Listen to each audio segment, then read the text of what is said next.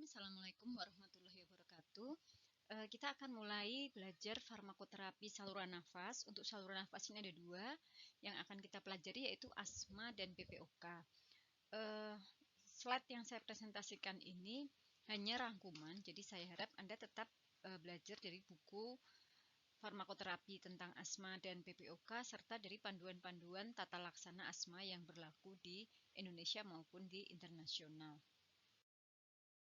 Jadi capaian pembelajaran yang diharapkan diperoleh setelah Anda menyelesaikan belajar chapter ini adalah yang pertama bisa menjelaskan patofisiologi dan presentasi klinik dari asma baik akut maupun yang kronis, kemudian menetapkan target tata laksana asma, kemudian mengidentifikasi faktor lingkungan yang berhubungan dengan memburuknya kontrol terhadap asma, kemudian memilihkan device atau alat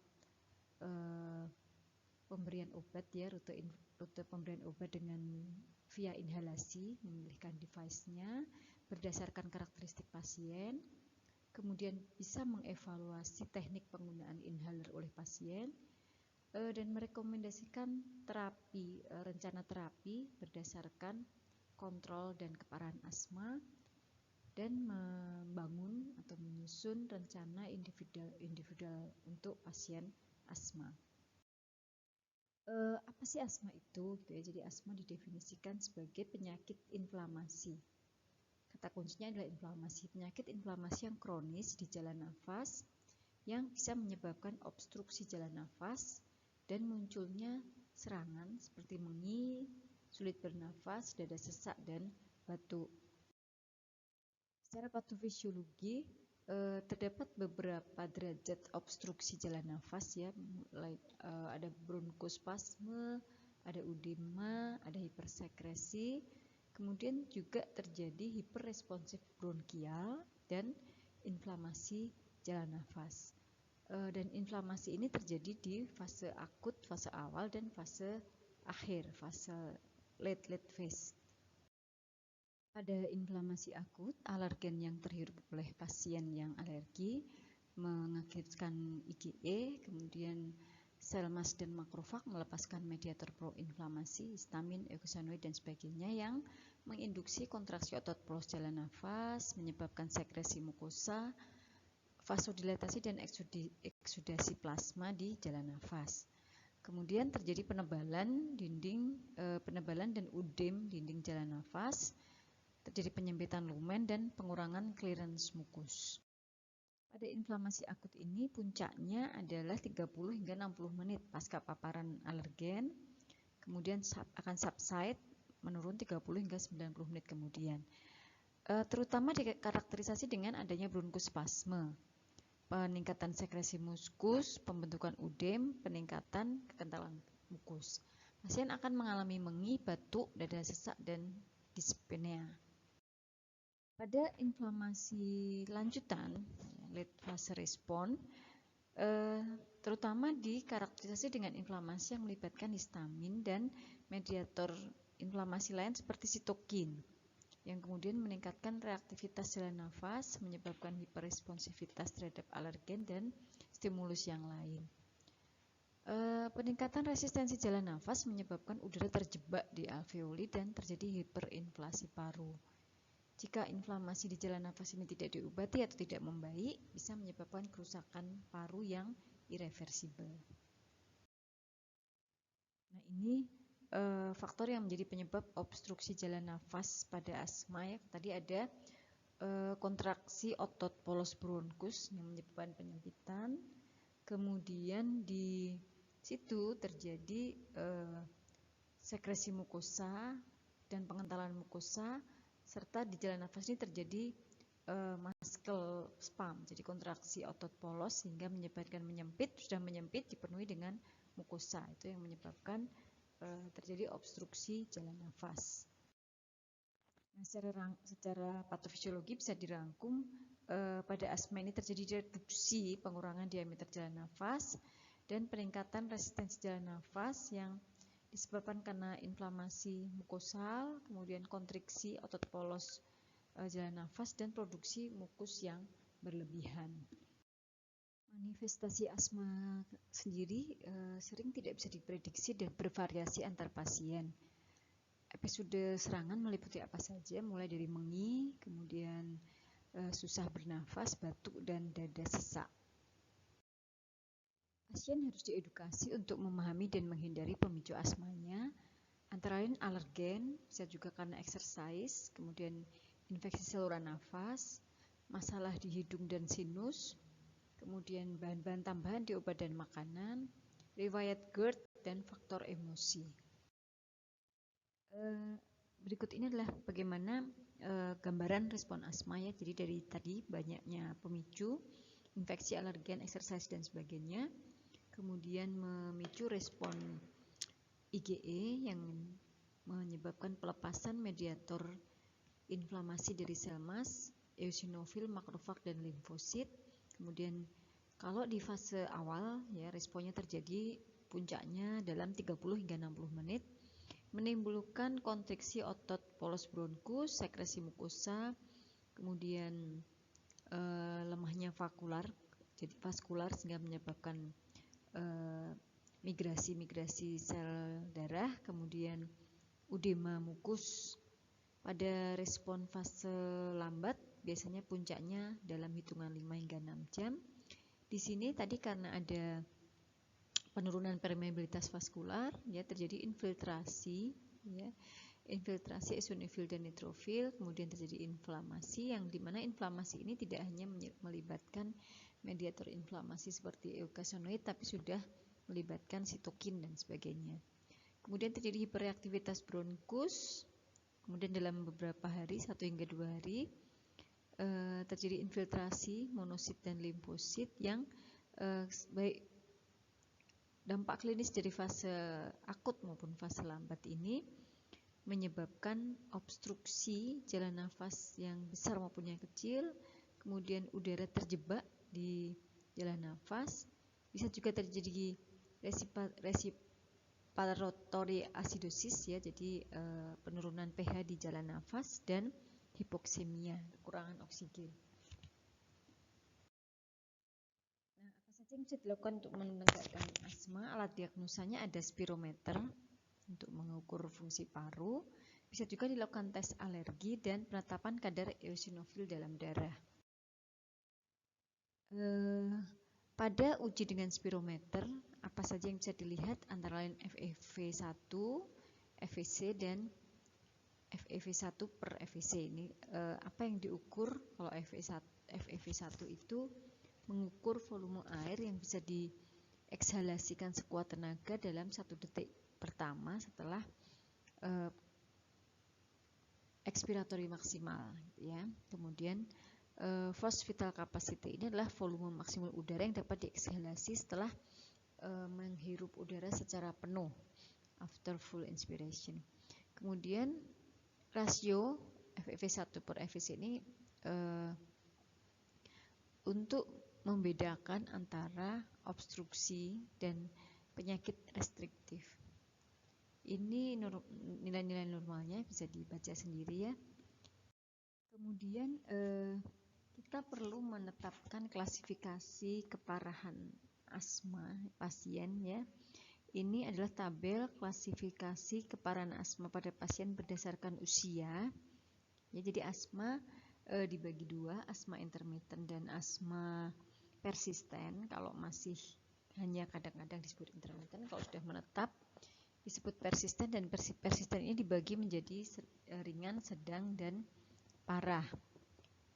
Gejalanya, jadi berdasarkan gejala untuk membedakan jenis asma ini, berdasarkan gejala yang intermittent ini 2 hari seminggu atau kurang munculnya gejala. Kalau sudah disebut persisten itu kalau sudah lebih dari 2 hari seminggu, tetapi tidak tiap hari, itu ringan. Kalau tiap hari itu berat. Kalau sepanjang hari itu kalau 2 hari itu sedang, kalau sepanjang hari itu berat. Kemudian parameter yang kedua adalah berapa kali pasien terbangun di malam hari karena serangan asma. Untuk usia di bawah 4 tahun itu disebut intermittent jika tidak ada sama sekali. dan seterusnya ya, 1-2 kali sebulan ringan, 3 sampai 4 kali sebulan sedang, lebih dari 1 kali seminggu disebut parah.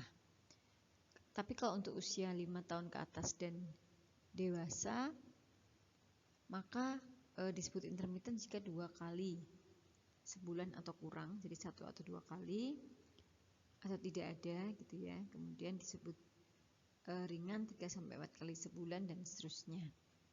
Kemudian parameter lain adalah gejala yang sampai membutuhkan SABA tapi bukan untuk pencegahan. Jadi pasien mengalami sesak nafas kemudian dia harus menggunakan SABA, bukan pasien mau olahraga misalnya kemudian dia menggunakan SABA. Disebut intermittent jika 2 hari atau 2 hari seminggu atau kurang. Disebut persisten ringan jika lebih dari 2 hari seminggu tetapi tidak lebih dari 1 kali sehari. Jadi tidak sehari ini 2 kali gitu ya, dan seterusnya. Kemudian gangguan terhadap aktivitas normal, tidak ada gangguan pada intermittent, ada keterbatasan minor pada persisten, ringan, keterbatasan sedang pada persisten sedang, dan keterbatasan parah pada tingkat keparahan yang parah. Kemudian ini parameter fungsi paru ya, yang tadi berdasarkan nilai FEV1 dan FVC. Kemudian eksaserbasi hingga membutuhkan kortikosteroid oral, ini jumlahnya 0 hingga 1 kali sehari. Kalau sudah lewat itu berarti sudah bisa disebut asma persisten. Kemudian bagaimana rekomendasi jika pasien berada di sini, misalnya intermittent. Intermittent berarti dia masih perlu step 1. Kemudian jika asma ringan menetap persisten step 2. Asma ringan sedang step 3 atau 4 ya, tergantung kondisi pasien. Tapi kalau sudah step parah, sudah klasifikasinya masuk parah, berarti step 5 atau step 6. Baik, sebelum masuk ke algoritma terapi atau tata laksana untuk asma akut maupun asma kronis, kita lihat dahulu obat-obat yang digunakan untuk terapi asma. Yang pertama ada golongan bronkodilator. Untuk bronkodilator ini yang pertama first choice-nya adalah beta 2 agonis. Beta 2 agonis ini bekerja dengan mengaktifkan reseptor beta, kemudian efek molekulernya adalah peningkatan siklik AMP dan seterusnya. Yang efek teramatinya adalah terjadinya bronkorelaksasi. Kemudian ada golongan metilsantin, contohnya teofilin, aminofilin yang kurang lebih sama, nanti kita lihat mekanisme kerjanya satu persatu. Yang ketiga ada antikolinergik, cuma antikolinergik ini tidak merupakan obat pilihan untuk tata laksana bronkodilatasi untuk pasien asma. Yang kedua ada golongan antiinflamasi, yang pertama kortikosteroid, ya ini karena terkait dengan mediator inflamasi yang terlibat pada patofisiologi asma, yaitu leukotrien misalnya ya, dan eukosinoid yang lain, sehingga kortikosteroid dipilih sebagai antiinflamasi. Kemudian ada stabilizer sel mass ya, NA-kromoglikat ini bekerja menghambat degranulasi ya, jadi dia mencegah pelepasan histamil dari sel mass. Kemudian ada anti-leukotrien, antagonis leukotrien. Dan yang terakhir ada platelet activating factor antagonis. Kemudian untuk pilihan ketiga ada antibody anti-IgE. Nah, kita lihat dulu beta 2 agonis.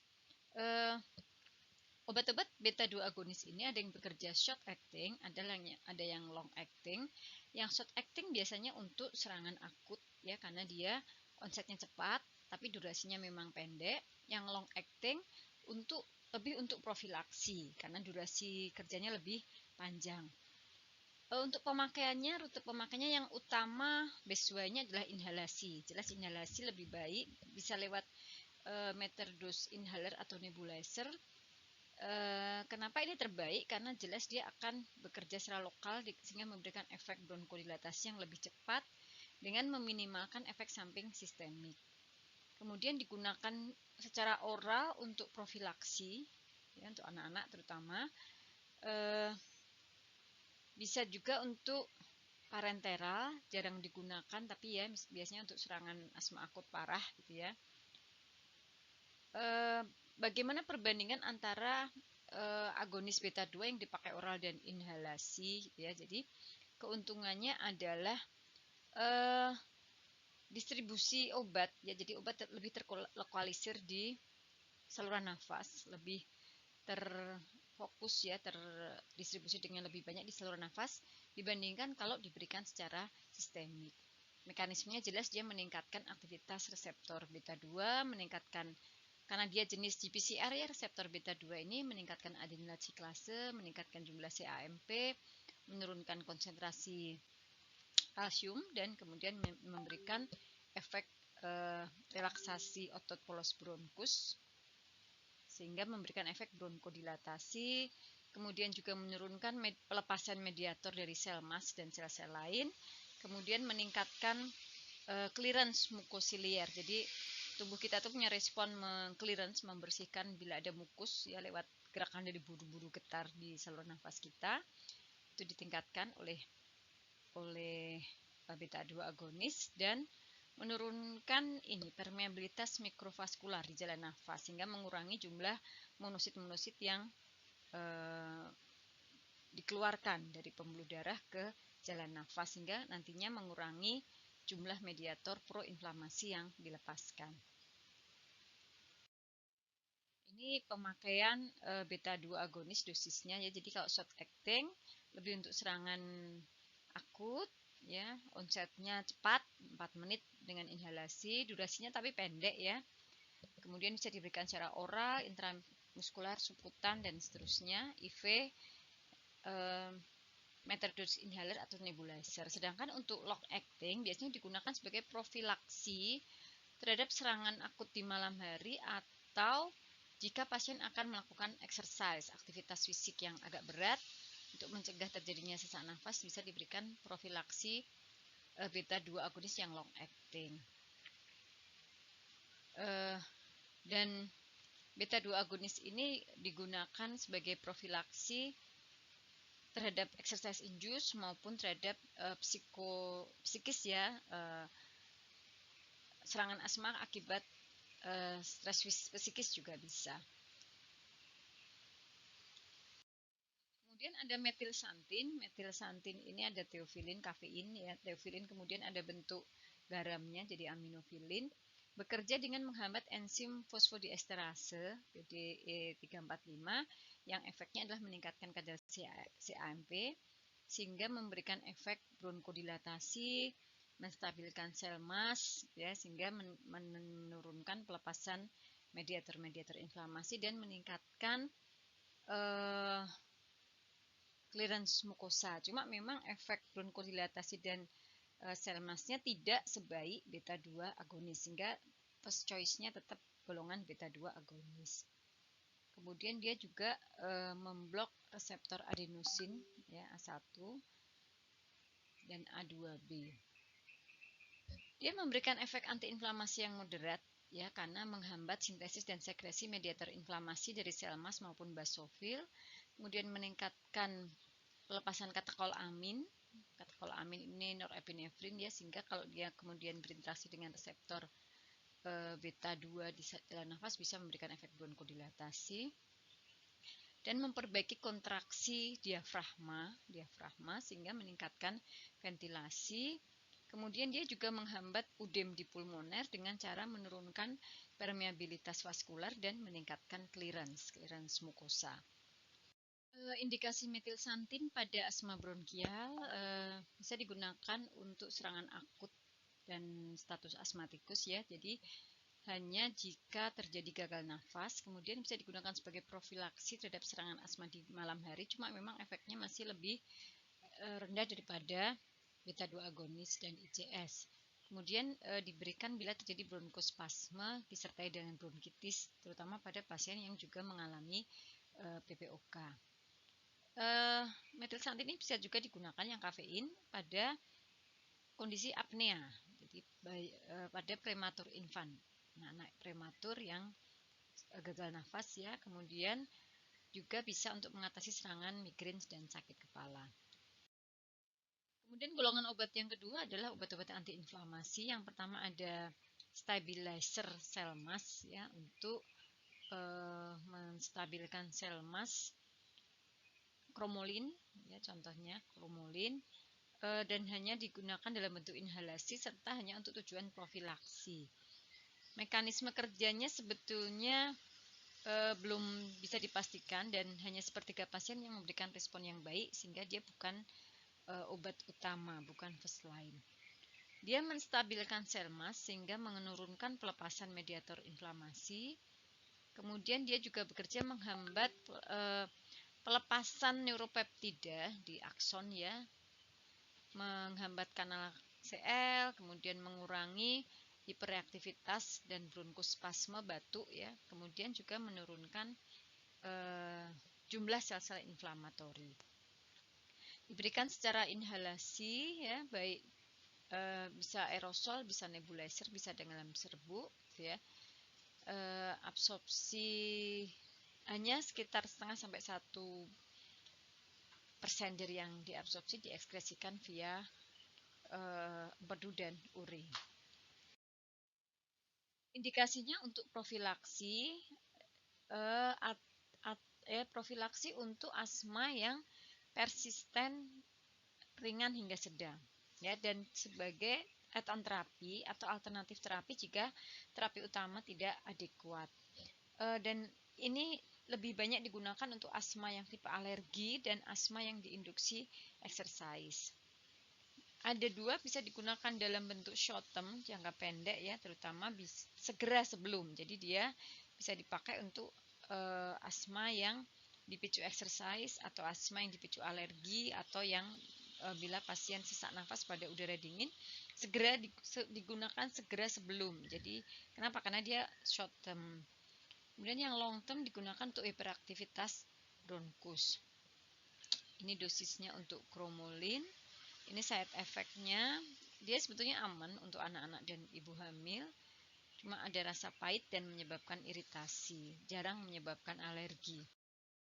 Kemudian ini golongan obat utama untuk tata laksana asma, yaitu kortikosteroid.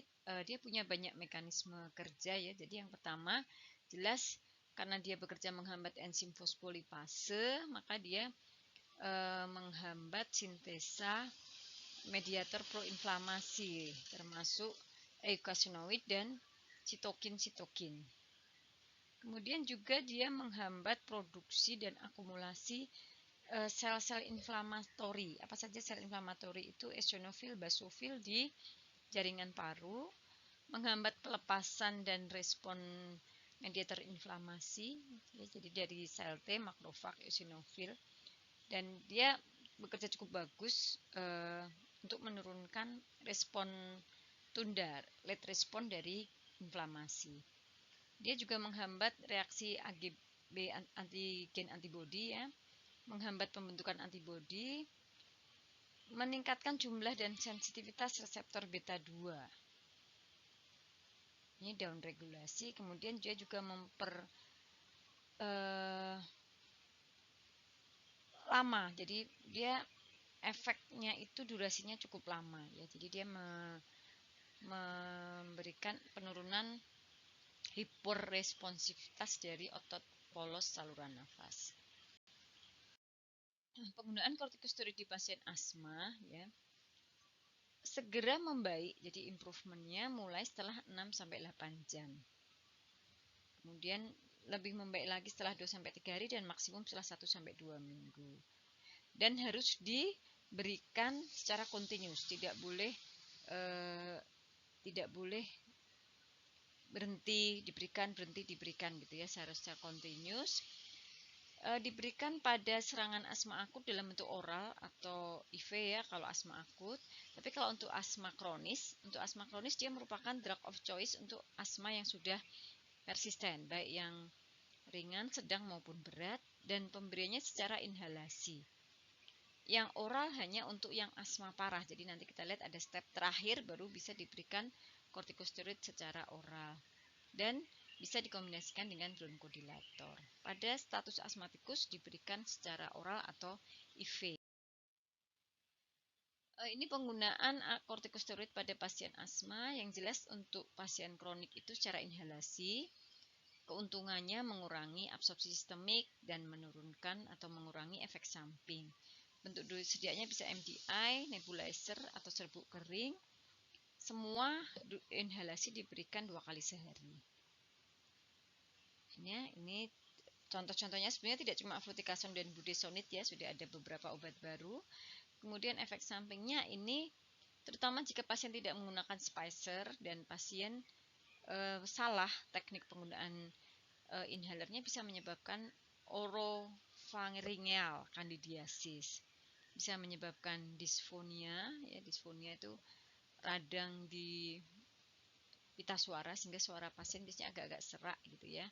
Kemudian efek samping sistemik pada anak-anak yang menggunakan dosis lebih besar dari 500 mikrogram per hari. Untuk pemakaian oral kortikosteroid bisa digunakan prednison atau prednisolon. Dosis awalnya dimulai dengan 60-80 mg per hari selama 1-2 hari, kemudian diturunkan menjadi 40-60 mg per hari di hari kemudian, hari ketiga dan seterusnya, dan terus bertahap tapering dose jika lebih dari 2 minggu. Kapan dipakai oral? Jika ada serangan asma akut parah. Ya, serangan asma akut parah ini bila gagal menggunakan bronkodilator selama 3-10 hari pemakaiannya ya. Kemudian untuk asma persisten kronik yang parah, sudah menggunakan aerosol tidak berhasil, ini step terakhir, atau pada status asmatikus. Jadi di-maintain setelah penggunaan IV hidrokortison. Efek sampingnya dari oral kortikosteroid jadi efek samping ini muncul pada penggunaan kortikosteroid oral atau penggunaan inhalasi kortikosteroid dosis tinggi pada anak-anak. Yang jelas ada supresi adrenal, Cushing syndrome, naiknya berat badan, osteoporosis, hiperglikemi, dan lain-lain. Kemudian ada inhibitor leukotrien. Inhibitor leukotrien ini Zafirlukaz, Montelukaz contohnya ya. Jadi mekanismenya dia yang jelas memblok reseptor leukotrien. Bisa dipakai secara oral ya. Kemudian hanya dipakai untuk profilaksi, efeknya lebih lemah, lebih kecil daripada inhalasi kortikosteroid. Dipakai untuk asma persisten asma yang ringan dan moderat, baik sebagai terapi aditif atau sebagai terapi alternatif menggantikan ICS.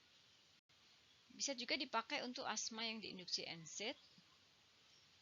Ya, juga bisa dipakai untuk profilaksi pada asma yang diinduksi exercise dan asma alergi.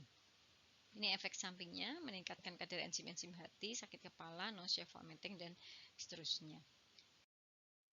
Nah, kita lihat bagaimana step-step untuk tata laksana asma yang intermittent maupun asma yang persisten pada anak-anak 0-4 tahun. Jadi step 1 tadi kan pada saat kita belajar klasifikasi, kita lihat tabel klasifikasi ada ditentukan kalau kondisinya ini pakai step yang mana. Ini step 1 adalah kondisi yang masih intermittent ya, dipakai untuk kondisi yang masih intermittent dan cukup dengan sabaprorenata, short acting beta 2 agonis inhalasi prorenata. Artinya kalau intermittent itu serangannya kurang dari 2 hari dalam seminggu, ya berarti hanya dipakai 2 hari dalam seminggu itu.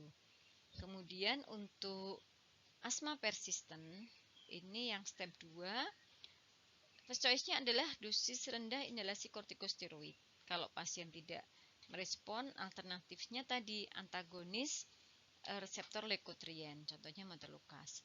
Step 3 itu menggunakan dosis sedang inhalasi kortikosteroid. Step 3 inhalasi kortikosteroid dosis sedang ditambah boleh LABA, boleh antagonis leukotrien. Kemudian kalau step 5 itu dosis tinggi inhalasi kortikosteroid dikombinasi dengan LABA atau antagonis leukotrien. Ini step terakhir, dosis tinggi inhalasi kortikosteroid tambah tadi bisa LABA atau antagonis leukotriene dan kortikosteroid oral. Ini jadi kortikosteroid oral hanya boleh dipakai untuk tata laksana asma kronis di step yang terakhir. Nah, pasien harus dievaluasi setiap step ini ya. Jadi jika dibutuhkan, jadi tidak adekuat dengan step tertentu, maka bisa dinaikkan atau diturunkan tergantung kondisi pasien. Jika terkontrol selama 3 bulan bisa diturunkan ke step yang lebih rendah. Jika kemudian serangan masih sering muncul bisa naik. Tapi tetap pertama harus dicek apakah pasien sudah patuh menggunakan obat, sudah betul cara penggunaan obat, dan tidak ada faktor pemicu asma.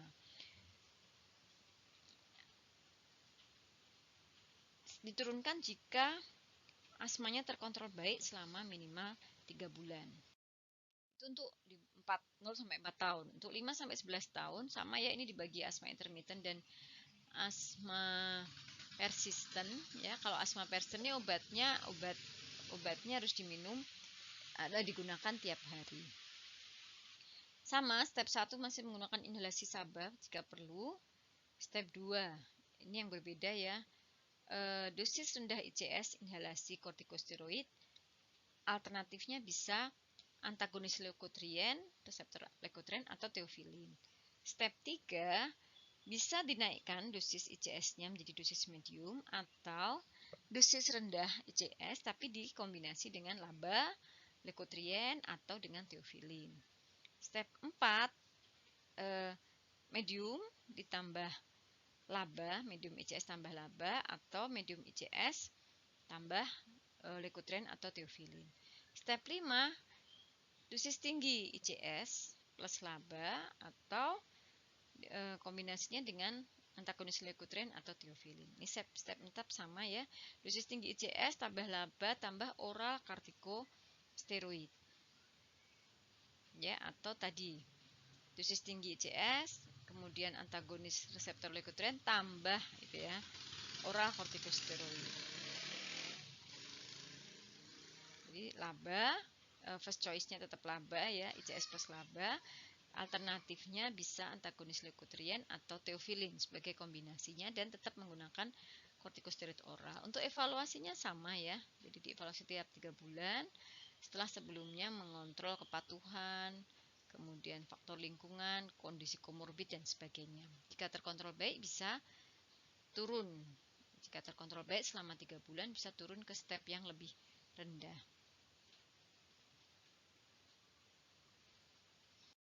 Kemudian untuk pasien yang usianya lebih dari 12 tahun dan dewasa, ya sama. Untuk asma intermittent tetap SABA Florinata. Kemudian step 2, 3, 4 dan 5 hingga 6 kurang lebih sama ya. Jadi first choice-nya adalah ICS dosis rendah, alternatifnya bisa antagonis leukotriene dan seterusnya.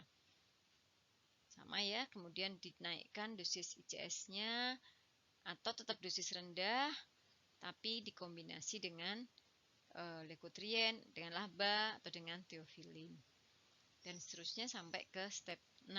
Nah, untuk pasien di atas 12 tahun sampai dewasa ini, jika sudah sampai di step 6 sudah menggunakan dosis tinggi ICS dan LABA plus oral kortikosteroid, bisa juga dipertimbangkan mulai menggunakan antibodi monoklonal gitu ya. Ini ya, obat-obat antibodi monoklonal, omalizumab misalnya. Untuk pasien yang punya alergi untuk membantu mengontrol asmanya. Sama dilakukan evaluasi tiap 3 bulan untuk memutuskan akan naik ke step yang lebih tinggi atau turun ke step sebelumnya.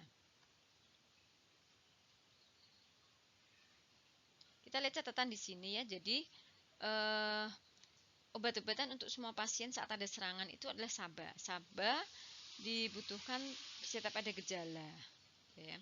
Dan intensitas treatmentnya tergantung pada keparahan gejala, ya bisa 3 kali 20 menit, jadi 20 menit sekali digunakan inhalasi SABA.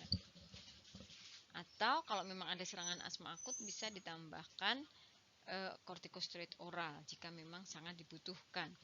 Penggunaan beta agonis yang short acting ya lebih dari 2 hari dalam seminggu untuk asma, untuk mengontrol asma, bukan untuk mencegah ya, bukan untuk pencegahan. Jadi ini pasien menggunakan, jadi pasien itu yang kronis dia tetap menggunakan, misalnya dia ada di step 3 gitu ya. Dia tetap menggunakan ICS dosis sedang misalnya, atau ICS dosis rendah tambah laba itu setiap hari.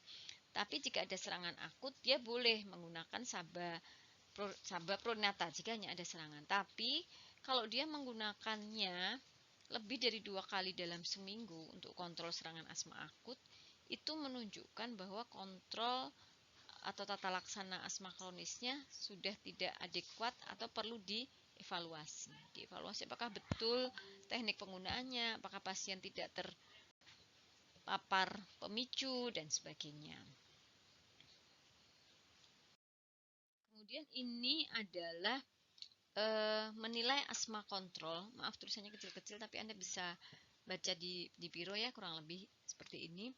Untuk mengontrol asma dan penyesuaian terapi berdasarkan usia. Jadi disebut terkontrol baik. Ini ya parameternya. Gejala. Ini gejalanya 2 hari seminggu atau kurang, tetapi tidak tiap hari gitu ya. Tidak lebih, jadi nggak bisa misalnya dalam 1 minggu hari Seninnya dia 2 kali serangan, itu tidak masuk di terkontrol baik. Jadi kurang dari 2 hari dalam seminggu atau kurang, tapi tidak lebih dari sekali dalam tiap hari gitu ya. Kemudian ini untuk usia 5-11 dan seterusnya. Tidak terkontrol baik jika lebih dari 2 hari dalam seminggu atau beberapa kali dalam 2 hari seminggu. Ini untuk usia yang lebih tinggi. Kalau sepanjang hari ada serangan, itu sudah masuk sangat tidak terkontrol. Dan seterusnya serangan malam hari. Kalau untuk anak-anak itu memang 1 kali, gitu ya, 1 kali dalam sebulan atau bahkan tidak ada. Tapi untuk dewasa masih boleh 1-2 kali dalam sebulan itu boleh ada serangan malam hari. Itu disebut terkontrol baik. Kalau lebih dari 1 kali untuk anak-anak, maka itu disebut tidak terkontrol baik dan seterusnya. Kemudian penggunaan Saba untuk mengatasi serangan akut ya, bukan untuk pencegahan terhadap exercise induced. Ini disebut terkontrol jika tadi kurang dari 2 hari dalam 1 minggu. Jika lebih berarti tidak terkontrol baik, jika beberapa kali dalam sehari sangat tidak terkontrol. Dan seterusnya ada parameter gangguan terhadap aktivitas fisik sehari-hari, nilai fungsi paru, FEV1 dan seterusnya. Kemudian ini pengukuran kualitas hidup ya. Kemudian yang resiko adanya eksaserbasi sampai dia butuh oral kortikosteroid. Ini untuk anak-anak biasanya ya, pengurangan dari fungsi paru ya, fungsi paru, atau ada progresif hilangnya fungsi paru. Ini dibutuhkan tata laksana yang terkait dengan efek samping obat. Nah, kalau di sini ya, jadi ini rekomendasinya kalau well control, terkontrol baik, maka dijaga di step tersebut, kemudian dievaluasi tiap 3 bulan. Tapi kalau tidak terkontrol baik, naik 1 step, dievaluasinya lebih sering, 2-6 minggu gitu ya. Tapi kalau sangat tidak terkontrol, maka harus diberikan oral kortikosteroid dan naikkan 1 atau 2 langkah, 2 step ya. Kemudian evaluasinya tiap 2 minggu dan seterusnya. Kemudian kalau ada serangan asma akut tadi yang step 1 sampai step 6 kan tata laksana asma kronis. Kalau ada serangan asma akut di rumah, maka tata laksananya adalah menilai keparahan pasien. Kalau pasien berisiko tinggi, ada serangan fatal, maka harus segera mendapatkan pertolongan medis gitu ya. Munculnya gejala dan tanda akan terjadi eksaserbasi serius seperti susah bernafasnya, semakin berwarna, tidak mampu bicara lebih dari beberapa kata pendek gitu ya, beberapa kata pendek, kemudian menggunakan otot-otot aksesoris gitu ya, dan dan seterusnya. Ini harus segera dibawa ke dokter. Kalau tidak parah ya, tidak parah, bisa menggunakan tata laksana di bawah ini ya. Jadi inhalasi SABA bisa sampai 2 kali treatment masing-masing 20 menit. Dijeda 20 menit, 2 sampai 6 semprot ya. Atau kalau tidak memungkinkan bisa menggunakan nebulizer.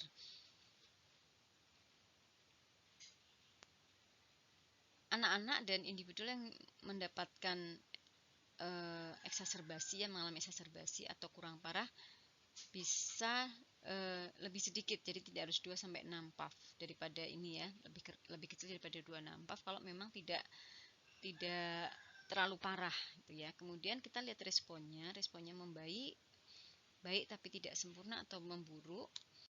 Kalau baik, sudah tidak ada mengi, tidak ada sesak nafas, tidak ada kesulitan bernafas, tetap dibawa ke dokter ya untuk mendapatkan instruksi lebih lanjut. Dan SABA-nya masih bisa dilanjutkan setiap 3-4 jam sampai 24 hingga 40 jam ke depan. Kemudian tetap bersiap-siap jika sampai pasien membutuhkan oral kortikosteroid sistemik. Kalau responnya tidak sempurna, masih ada mengi dan dyspnea, bisa ditambahkan kortikosteroid oral dan tetap lanjutkan SABA inhalasi dan tetap segera bawa ke dokter. Kalau responnya buruk ya, mengi dan dyspnea-nya semakin memburuk, maka tambahkan lagi kortikosteroid oral, ulangi SABA lebih sering ya. Dan ini segera dibawa ke emergency room gitu ya, ke unit gawat darurat. Nah, ini dosis untuk serangan asma akut di rumah ya. Jadi ini pasien asma itu harus selalu menyediakan inhalasi SABA yang short acting, SABA ya, short acting beta 2 agonis, albuterol atau levoalbuterol. Ini dosis untuk tata laksana serangan asma akut dan juga menyediakan kortikosteroid sistemik. Keduanya harus diberikan sesuai dengan algoritma tadi. Sedangkan kalau pasien tadi harus dibawa ke rumah sakit ya, biasanya akan mendapatkan pengujian fisik ya, saturasi oksigen tentu saja. Kemudian berdasarkan nilai hasil spirometri, jika saturasi oksigennya mencapai 90% atau lebih besar ya, dia disebut ringan hingga sedang. Biasanya SABA tetap dilanjutkan dengan nebulasi atau dengan MDI ya, dan tetap diberikan kortikosteroid sistemik jika tidak segera merespon terhadap kortikosteroid yang dosis sebelumnya. Jika parah maka inhalasi SABA-nya dinaikkan dosisnya, dan ini tadi bisa juga dikombinasi dengan antikolinergik, ipratropium misalnya. Kemudian tetap menggunakan kortikosteroid oral sistemik. Kalau semakin parah bisa dilakukan ventilasi ya, intubasi dan ventilasi mekanik. Jadi diberikan lubang di leher biasanya untuk memasukkan oksigen. Kemudian nebulasi SABA-nya dengan ipratropium. Kortikosteroidnya kalau di sini tadi masih oral, di sini intravena. Ya, kemudian ada terapi-terapi adjunktif. Nah, setelah itu kita lihat lakukan penilaian ulang kondisi eksaserbasi. Nah, setelah asesmen yang kedua tadi, jika eksaserbasinya sedang, maka oral kortikosteroid dilanjutkan. Kemudian jika parah eksaserbasinya tidak ada perbaikan, maka ditambahkan oksigen, SABA dan ipratropiumnya dinebulasi, oral kortikosteroid dilanjutkan, dan ada terapi adjunktif. Jika responnya membaik, pasien diizinkan pulang dengan tetap melanjutkan inhalasi SABA, juga kortikosteroid oral, juga mulai dipertimbangkan pemberian ICS. Kemudian ada edukasi pasien. Jika responnya tidak komplit, tidak sempurna, bisa masuk ke rawat inap. Kalau tadi kan di rawat darurat, ini ke rawat inap, tapi tetap menggunakan oksigen, inhalasi SABA, kortikosteroid sistemik oral atau IV, kemudian terapi adjunktif ya, kemudian tetap dimonitor vital sign-nya. Tapi jika responnya memburuk, tadi saturasi oksigennya tidak baik, pengujian fisiknya ada keparahan gejala dan seterusnya, maka harus masuk ke intensive care unit ya, oksigen terus, sabar, inhalasi tiap jam atau continuous dan seterusnya, corticosteroid IV dan seterusnya. Bahkan tadi kemungkinan mengalami mendapatkan intubasi dan ventilasi. Ini jika sudah yang tadi masuk ke rawat inap, jika sudah membaik boleh pulang. Jadi tetap dengan diberikan inhalasi SABA, kortikosteroid tetap dilanjutkan dan seterusnya ya, ICS. Kemudian ada edukasi. Kemudian dijadwalkan untuk kontrol lagi ya ke spesialis, ke klinik ya 1 sampai 4 minggu. Nah, ini tadi di intensive care unit ya diberikan oksigen dan seterusnya. Kalau membaik maka masuk ke bangsal, ke rawat inap. Kalau membaik baru boleh diizinkan pulang. Baik, demikian tadi rangkuman farmakoterapi asma. Untuk lebih detailnya Anda tetap harus membaca buku-buku farmakoterapi asma atau panduan-panduan tata laksana asma. Baik, terima kasih atas perhatiannya. Wassalamualaikum warahmatullahi wabarakatuh.